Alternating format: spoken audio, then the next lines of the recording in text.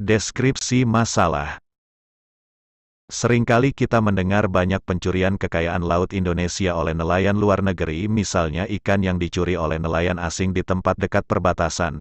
Bahkan nelayan kita terkadang melakukan illegal fishing di laut negara tetangga Indonesia.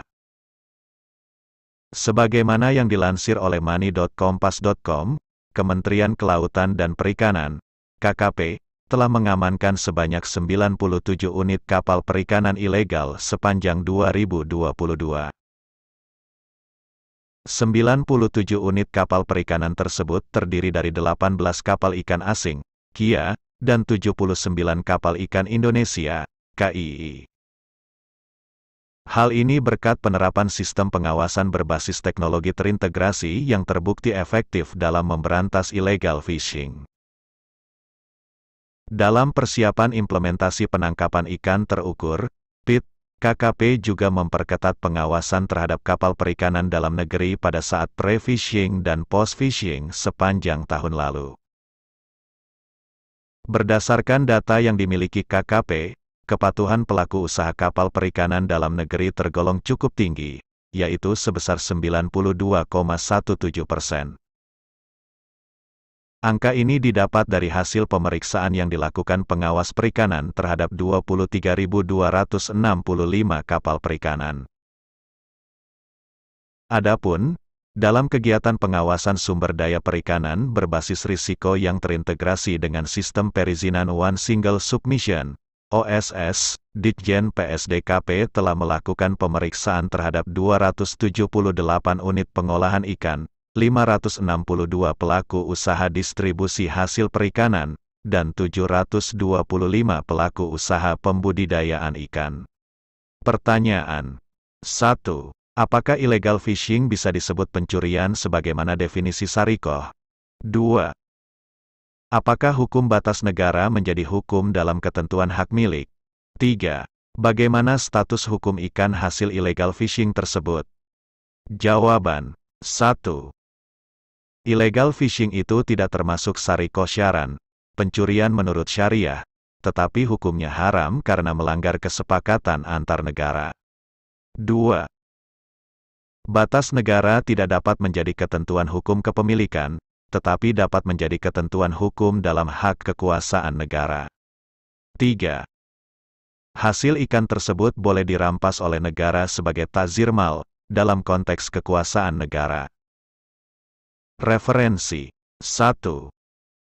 Futuhat Al-Wahhab Bisyar Minhaj Al-Tulab, Juz 3 halaman 573. فرع من الظاهر سمك البرك وصيد البر والبحر وجواهرهما وشجر الأيكة وثمارها، فلا يجوز فيها تحجر ولا اختصاص ولا إقطاع ولو إرفاقا ولا أخذ مال أو عوض ممن يأخذ منها شيئا. وقد عمت البلوى بهذا فلا حول ولا قوة إلا بالله. نعم يملكها تبعا للبقعة إذا ملكها كما مر. Submasalah, termasuk yang sudah jelas adalah hukum ikan di kolam-kolam, hewan buruan darat dan laut serta kekayaan alam keduanya, pepohonan dan buah-buahan hutan, yang tidak boleh dicegah, dikuasai, diberikan kepada pihak lain oleh pemerintah, walaupun sebatas irfak memberi kewenangan memanfaatkan, dan tidak boleh mengambil harta atau gantinya dari orang yang telah menguasainya. Dan fenomena semacam ini sudah umum terjadi, fala haula wala quwata illa billah. Meskipun begitu, kekayaan alam yang telah disebutkan tadi bisa dimiliki dengan mengikuti kepemilikan lahan, ketika seseorang memiliki lahan tersebut seperti penjelasan yang telah lewat. 2. Faid Al-Qadir, Juz 6 halaman 272.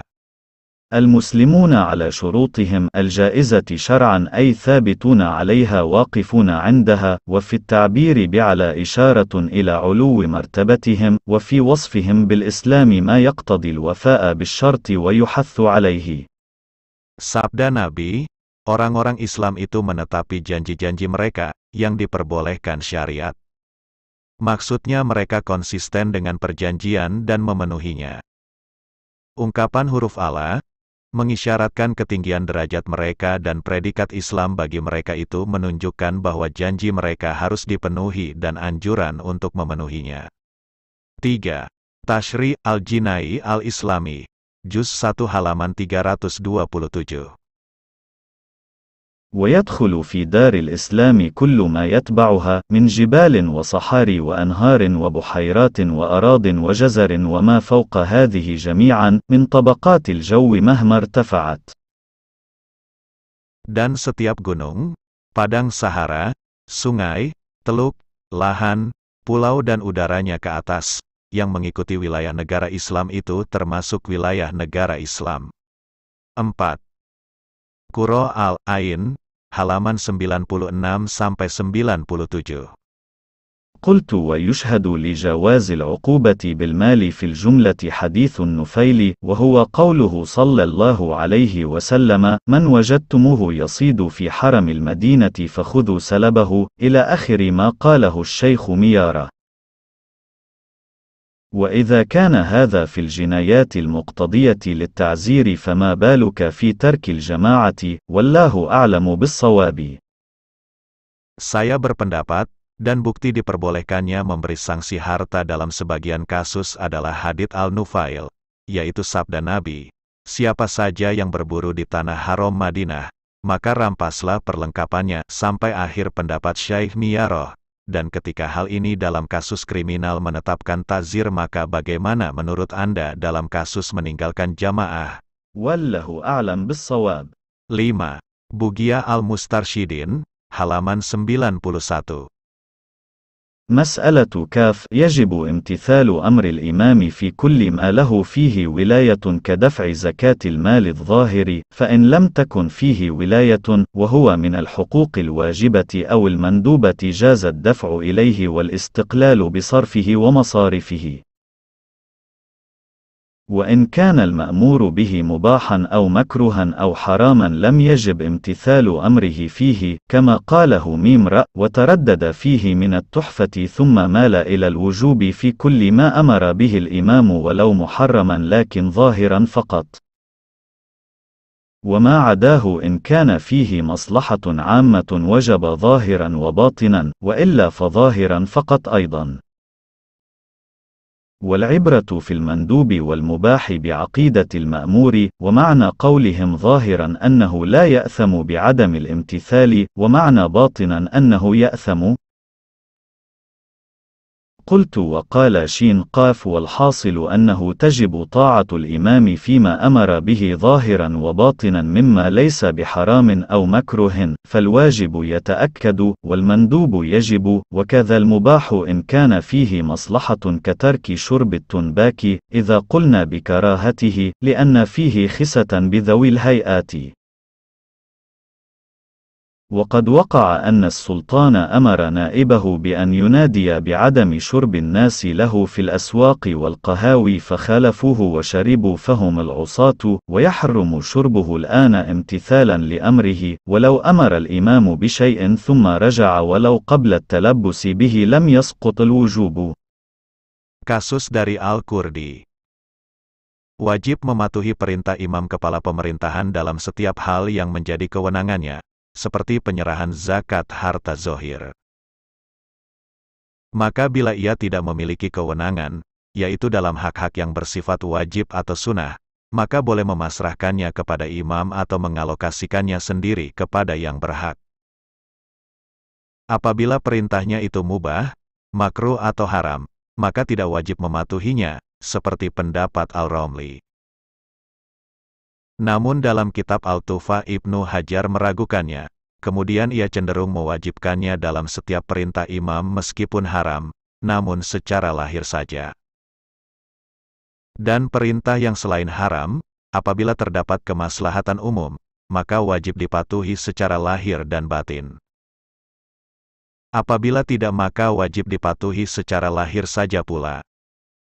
Standar wajib dan mubah tersebut berdasarkan pada keyakinan pihak yang diperintah.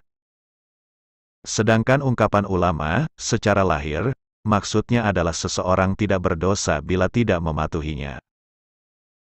Dan maksud ulama, secara batin, adalah ia berdosa bila melanggamnya. Demikian pendapat Ibnu Hajar. Saya sendiri berkata, Al-Syarqawi berkata, kesimpulannya, sungguh wajib mematuhi perintah imam secara lahir dan batin, dari setiap perintah yang tidak haram dan makruh. Perkara yang wajib dengan perintahnya menjadi lebih kuat, yang sunnah menjadi wajib. Begitu pula perkara mubah bila terdapat kemaslahatan, seperti menghisap rokok bila kita memakruhkannya karena mengandung kerendahan bagi orang-orang yang berkepribadian luhur. Dan penguasa sudah memerintahkan pegawainya untuk mengumumkan ketidakbolehan menghisap rokok di pasar-pasar dan kedai-kedai kopi. Kemudian banyak orang yang tidak mematuhi dan tetap menghisapnya. Maka mereka tergolong orang yang telah melakukan maksiat. Pada zaman sekarang hukum menghisap rokok adalah haram, karena perintah penguasa. Apabila penguasa memerintahkan suatu perkara kemudian ia mencabutnya, meskipun belum pernah dilakukan oleh siapapun, maka hukum mematuhi perintah tersebut tidak gugur. Demikian pendapat Al-Syarqawi. 6. Tuhfah Al-Muhtaj, Juz 3 halaman 173.